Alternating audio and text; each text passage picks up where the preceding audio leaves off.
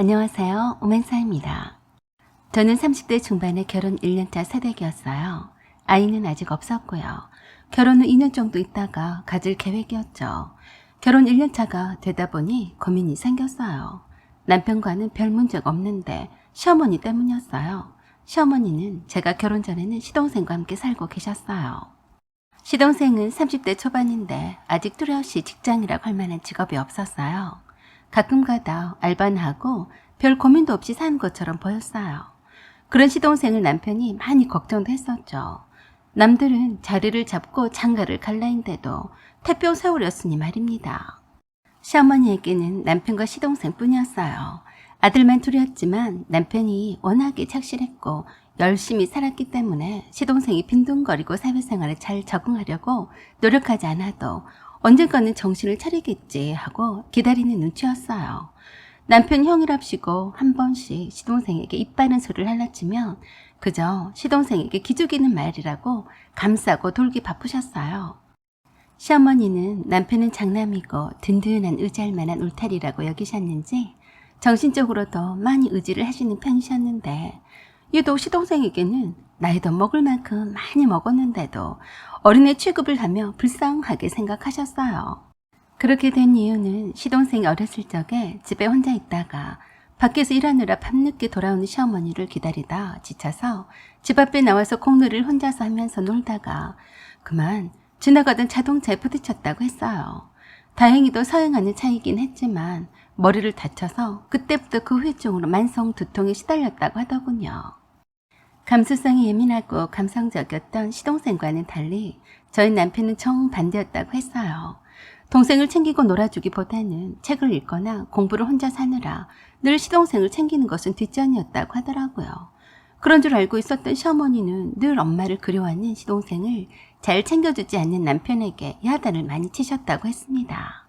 시어머니는 어린 시동생을 집에 두고 일하러 나올 때 마음 한켠이 무겁고 힘들었다고 했습니다. 남편은 혼자서도 공부도 잘하는 반면에 늘 시동생은 학교 생활도 힘들어하곤 했었다고 하더군요. 만성 두통에 시달려야 했던 시동생이 힘든 일을 하거나 신경을 쓰는 일을 하게 되면 더 심해졌기 때문이라고 했어요. 그래서 시어머니는 시동생에 대한 애착이 더 강한 것 같았습니다. 제가 결혼할 때는 남편이 똑똑하고 잘났기 때문에 소박한 집안에 홀시어머니와 시동생만 있는 시댁이 별 문제가 되지 않는다고 생각했어요. 하지만 그건 저의 오산이었을까요? 생각지도 못했던 일들이 터지고 보니까 딸랑 남편만 보고 결혼하는 것도 고려해 볼 일이라는 것을 알게 되었습니다. 남편은 저와 결혼을 하기 전에는 시어머니가 식당 일을 하시면서 생활을 해나가고 계셨어요. 남편이 용돈을 드리겠다고 했어도 받지 않으셨대요. 내가 너한테 제대로 해준 것도 없는데 무슨 염치로 용돈을 받겠니? 그냥 그 돈 모아서 네 장가 갈 생각이나 해야지. 시어머니는 아버님이 이렇다 할 돈도 못 버시고 병원 신세를 지다가 일찍 세상을 떠나신 탓에 안 해본 일이 없이 고생을 하시면서 두 아들을 키우셨지만 항상 여유있게 해주지 못하신 것을 마음 아파하셨다고 했어요. 남편이 드리는 용돈을 한 번도 받으신 적이 없으셨고 다시 돌려줬다고 하더라고요. 그래서 한 번씩 시동생에게만 용돈을 지어주곤 했대요. 하지만 결혼 직후에는 며느리가 드리는 용돈은 받으셨어요. 정기적으로 드리는 매달 용돈은 아니었고 한 번씩 뵐 때마다 드렸었죠.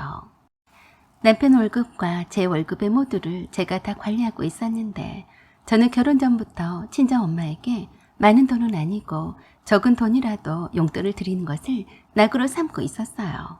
그동안 키워주시느라 고생도 많으셨을 부모님께 돈을 벌어서 조금이라도 드려서 기쁘게 해드리는 게 참 좋더라고요. 그 맛에 돈 버는 게 아니겠어요? 그렇다고 해서 저희 친정 부모님이 제가 드리는 용돈이 없으면 아쉬울 정도의 형편은 아니세요. 친정 아버지의 연금이 빵빵하게 나오는 데다가 아직도 경제활동을 하시기 때문에 오히려 제가 용돈을 받아 써도 될 만큼 여유로우세요. 그저 제가 딸내미가 본 돈이라서 드리면 좋아하시니까 드리는 것뿐이었죠. 시어머니가 갑자기 돈이 궁하셨는지는 모르겠으나 남편에게 넌지시 저의 친정 부모님에게도 혹시 용돈을 드리고 있냐고 물으셨대요. 그래서 남편이 그랬다네요. 지희가 회사에 다닐 때부터 용돈을 드리고 있어서 아마도 결혼했다고 해서 더 드리면 드렸지 안 드리지는 않을 거예요. 남편은 사실 그대로 무심코 묻는 말에 답을 했을 뿐인데 시어머니가 화를 내시더래요. 아니 뭐야? 이 셰미도 용돈을 안 받겠다고 했는데 아직까지 친정에도 용돈을 주고 있었다는 게 말이나 되는 소리냐? 사돈은 돈도 번다면서 굳이 딸의 용돈을 받으신다니? 얼척이 없구나. 엄마, 용돈이라고 할 것도 없이 작은 돈일 거예요. 장인과 장모님이 돈이 궁하신 분도 아닌데 딸 용돈을 바라시겠어요? 그냥 계속 드리던 용돈이라서 받으신 거겠죠. 그래도 그건 경우가 아니다. 이젠 결혼을 했으니까 한 푼이라도 살림의 보태라고 받지 않으셔야지. 내 아들 월급을 가져다가 거기에다가 퍼주는 꼴이 아니냐? 남편이 한사코 그게 아니라고 해도 굉장히 괘씸해 하셨다고 하더라고요. 그래서 남편도 시어머니께 용돈을 드리겠다고 했는데도 싫다고 하셨대요. 그런 후에 곧바로 저에게 시어머니께서 대놓고 말씀하셨습니다. 아기가 없을 때 한 푼이라도 아끼고 모아서 돈을 모아야지. 지금 돈이 허천났니? 네? 허천나다뇨? 무슨 말씀이세요? 네가 셰미에게도 주지 않는 용돈을 네 친정엄마에게 주고 있다면서? 어머니, 그건 결혼 전부터 제 월급에서 조금씩 드렸던 건데요. 그것 때문에 화가 나신 거예요? 나는 너희들이 한 푼이라도 돈을 모으라고 일부러 용돈도 받지 않고 있었다. 너희 친정엄마는 참 속도 없구나. 네? 어머니, 저희 친정엄마가 속도 없다고요? 어떻게 그런 말씀을 하세요? 제가 폰돈으로 친정엄마 용돈을 드리는 게 무슨 큰 잘못이라고 이러세요. 그랬더니 아주 어이없는 말씀을 하시더라고요. 그럼 그게 큰 잘못이 아니란 말이냐? 나는 돈을 벌어다 주는 남편이 있기를 하냐? 어디 돈 나올 때가 있기를 하냐? 나도 평생에 누가 벌어다 준 돈으로 살아봤으면 소원이 없겠구나. 세상에 얼마나 돈 욕심이 많으면 네 친정엄마는 남편이 벌어다 준 돈도 많으면서 시집간 딸과 사이돈까지 넘보신다니? 그렇게 돈 쓸 데가 없으면 나도 며느리한테 용돈이란 걸 받아보자. 어머님 말씀이 너무 심하시네요. 제 친정엄마가 저한테 받은 용돈은 용돈이라고 할 것까지도 없어요. 그깟 돈 탐이 나서 친정엄마가 제 용돈을 받으셨다고요? 그 돈 다 안 쓰고 저한테 몇십 배로 돌려주신 분이세요. 그저 딸이 다 커서 용돈이란 걸 주는 것이 기특해서 받으신 거라고요. 그리고 제가 친정엄마한테 용돈을 드릴 건 말 건 무슨 상관이세요? 제가 제 돈으로 부모님께 어머니 무서워서 용돈도 못 드려 하나요? 그러자 어디 하늘 같은 시어머니한테 말대꾸를 하냐면서 화를 내셨어요. 결혼을 했으면 하고 싶은 거 다 하고 기만이 부리고 살면 굶어 죽기 딱 십상이다. 둘이 어떡하든지 합심해서 돈 모아서 살 생각을 했다면 네가 결혼 전에 친정엄마한테 드렸던 돈도 끊고 알뜰살뜰하게 살 생각을 해야지. 남편 월급까지 받아서 살림하는 여자가 그러면 쓰겠니? 나는 뭐 돈이 필요하지 않아서 너희들한테 용돈 안 받아 쓴 줄 알았니? 돈도 벌어다 주는 사람도 있으면서 자식들 용돈 받는 네 친정엄마가 정상이냐? 저는 웬만하게 그냥 나도 용돈을 달라고 하시면 드린다고 했을 겁니다. 그런데 계속해서 저희 친정엄마에 대해서 이런네 저런네 빈정상하게 말씀하시는 것을 두고만 볼 수 없었어요. 어머니, 제 앞에서 저희 친정엄마를 두고 그런 식으로 말씀하지 마세요. 남들이 들으면 제가 얼마나 용돈도 많이 드린 줄 착각하겠네요. 어머니가 백날 저에게 그런 식으로 말씀하셔도 소용이 없어요. 돌아가세요. 그딴 식으로 말씀하시는 어머니께 드릴 용돈은 없네요. 뭐야? 친정엄마는 용돈을 주면서 정작 시어머니는 못 주겠다는 거니? 감히 어디서 못 배운 버르장머리냐? 네 친정엄마가 그러라고 시켰니? 어머니 맘대로 생각하세요. 다시는 어머니 안 뵙고 싶으니까 당분간 저희 집엔 오지 마세요. 저도 어머니 댁에는 가지 않을 겁니다. 저희 친정엄마를 그런 식으로 말씀하시는 분이 아무리 시어머니라도 좋은 낯으로 뵐 수 없어요. 당장 나가주세요. 그리고는 저는 안방으로 들어가서 문을 잠그고 음악을 크게 틀었습니다. 시어머니가 제가 못된 며느리라며 잔소리를 늘어놓으시고 화가 잔뜩 나셨는지 아직 퇴근도 하지 않은 남편에게 전화를 해서 난리 부르스를 치셨어요. 남편은 그냥 저에게 시어머니한테도 용돈을 드리자고만 하고 아무 말도 하지 않았어요. 그래서 저는 당분간 시어머니 얼굴을 보고 싶지 않으니까 돈을 줄 테니까 직접 전해드리던지 남편 통장에서 이체를 하던지 알아서 하라고 했어요. 친정엄마한테 드린 용돈과 똑같은 액수를 드린다고 했습니다. 시어머니와 또 용돈과 관련해서 왈가왈부하기가 싫었기 때문이었죠.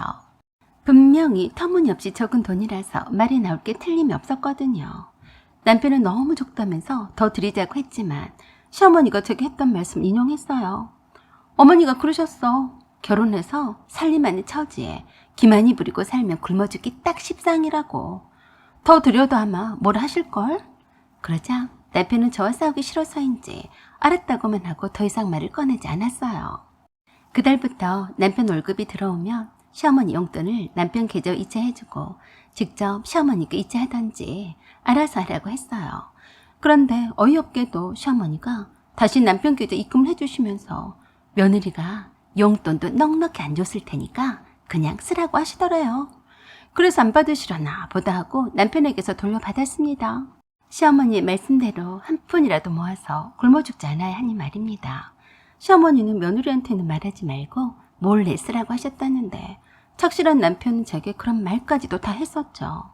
그것도 모르고 시어머니는 제 월급날에 저녁에 집에 찾아왔어요. 남편도 옆에 있는데 저에게 할 말이 있다시면서 작은 방으로 데리고 들어가시더니 그러시더라고요. 오늘이 네 월급날인 거 안다. 내가 돈이 필요해서 그러니까 앞으로 내 월급날에 용돈 좀 받아야겠다. 그래서 제가 그랬습니다. 용돈 얘기시면 더 이상 저랑 할 말은 없겠네요. 봉달 씨랑 얘기하세요. 뭐야? 네가 내 아들 월급까지 다 주고 있으면서 무슨 소리냐? 어머니랑 또 용돈 가지고 이러니 저러니 하면서 서로 좋을 리가 없잖아요. 그래서 어머니 용돈은 봉달 씨가 직접 드릴 거니까 그리 하시고 아드님이랑 말씀 나누세요. 라고 하고 방을 나가버렸어요. 그리고 거실에 있던 남편에게 그랬어요. 어머니가 내 월급날에 오셔서 용돈 달라고 하신다. 네가 알아서 해라. 라고 하고는 시어머니를 피해서 안방에 들어가 버렸더니 쫓아서 들어오셔서 그러시대요. 내 아들이 돈이 어디가 있다고 그러냐? 네가 친정엄마 용돈은 줘도 시어머니 용돈은 못 준다 이것이냐? 100만 원이다. 네가 직접 내 통장 이체해라. 알았니? 어이가 없었어요. 100만 원이 누구네 걔 이름인가요? 너무도 쉽게 100만 원을 부르시는데 그동안 남편이 줬던 돈이 너무 적어서 안 받으셨나 하는 생각이 들었어요. 시어머니가 돌아가신 뒤로 남편이 그러더군요. 우리 엄마가 자존심이 강하신 분이라서 절대로 자식들 돈을 받으실 분이 아닌데 저러신 거 보면 틀림없이 돈이 필요하신 거야. 그러니까 아무 말 말고 그냥 드리자. 적당히 돈이 필요 없으시면 또 안 받으시겠다고 하실 뿐이야. 물론 시어머니가 자식들 용돈을 받아서 허투루 쓰실 분이 아니란 것은 알고 있어요. 하필 며느리 월급날에 찾아와서 아들에게 용돈을 안 받으시면서 며느리에게 당당하게 100만 원씩이나 달라고 하다니 기분이 좋지 않았어요. 남편이 100만 원을 드리자고 했지만 저는 그럴 수 없다고 했어요. 기존대로 드리던 액수만큼만 드리자고 했죠. 하지만 남편이 몇 달이라도 드린 후에 나중에 못 드린다고 말하겠다고 했지만 저는 그럴 수 없다고 했어요. 드리다가 안 드리면 얼마나 또 실망하시겠냐고요. 기만 안 부리고 형편권 해야 맞는 거라고 우겼었죠. 그리고 어머니 용돈에 관한 한 남편이 나서서 하라고 했습니다. 그래서 남편은 기존대로 어머니 용돈으로 남편 계좌 이체한 금액에다가 너무 적은 것 같아서 자기 용돈까지 조금 보태어서 많이 드릴 수 없다는 사정 얘기를 해가며 드렸다고 했어요. 남편 월급이 20일이고 제 월급날이 25일이었는데 또 제 월급날 저녁에 집에 찾아오셨더라고요. 나머지 100만 원을 마저 제 월급에서 채워달라고 하시더라고요. 꼭 무슨 빚 받으러 온 빚쟁이 마냥 그러시는데 저는 드릴 수 없다고 했습니다. 그 일로 옥신각신을 하는 것을 남편이 지켜보고 저를 방으로 데리고 가더니 그러더라고요. 너는 우리 엄마를 저렇게 불쌍하게 만드냐? 100만 원을 드리면 될 것이지 무슨 말이 많아? 그러더니 어처구니 없는 말을 했습니다. 너 또 한 번 우리 엄마를 거짓 취급을 하면 가만 안 둘 거야. 내 월급 통장 이체를 끊어버리고 내가 알아서 우리 엄마 용돈을 드릴 거니까 알아서 해. 한 번만 더 우리 엄마에게 그딴 식으로 하면 용서 안 한다. 알았어? 저는 어이가 없어서 충격을 받았어요.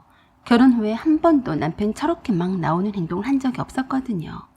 제가 어이가 없어서 그랬어요. 그래? 이젠 아주 막 나오시겠다? 그래라. 네 월급 통장 이체 끊고 싶으면 끊어. 별 시덥지 않은 것으로 협박을 다하네.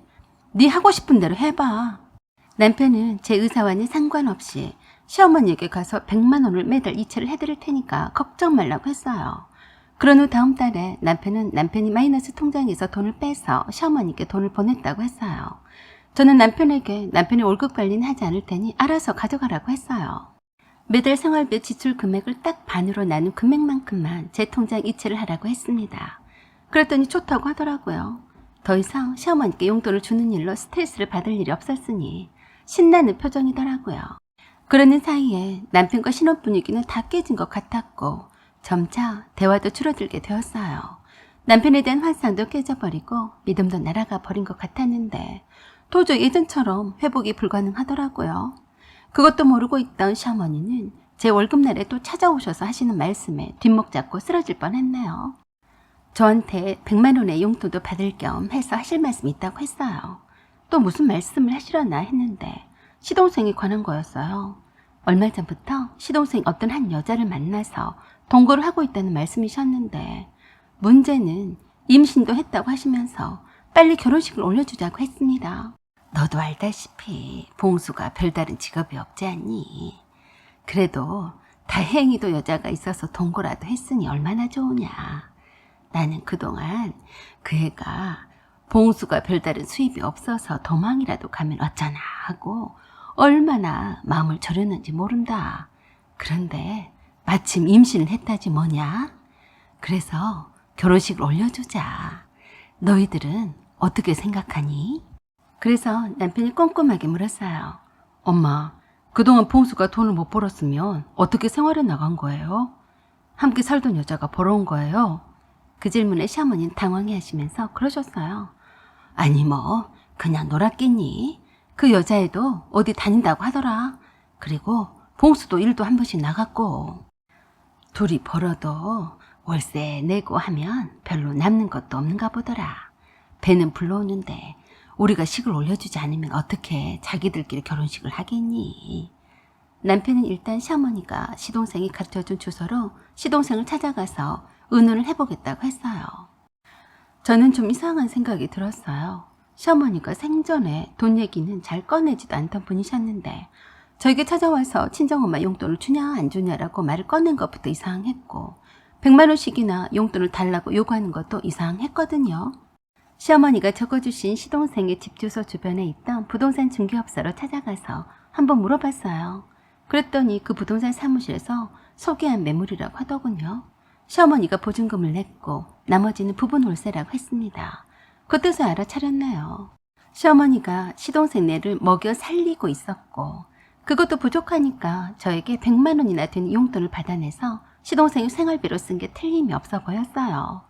이러다가 시동생이 결혼식도 올려주고 아기 낳으면 시동생 자식도 키워달라고 하겠더라고요. 남편에게 이 같은 사실을 말을 했더니 그저 제 추측이고 짐작이라면서도 행여나 시어머니가 자식을 사랑하는 마음에서 어렵게 살고 있으니까 도와준 것이 뭐가 나쁘냐고 하면서 저에게 도리어 못됐다고 했습니다. 제가 아주 인정머리도 없는 여자라고 하더군요. 답이 없어 보였어요. 우리가 돈이 넘쳐나서 주체를 못한다면야 왜 식구들을 도와주는 것을 인색하겠어요.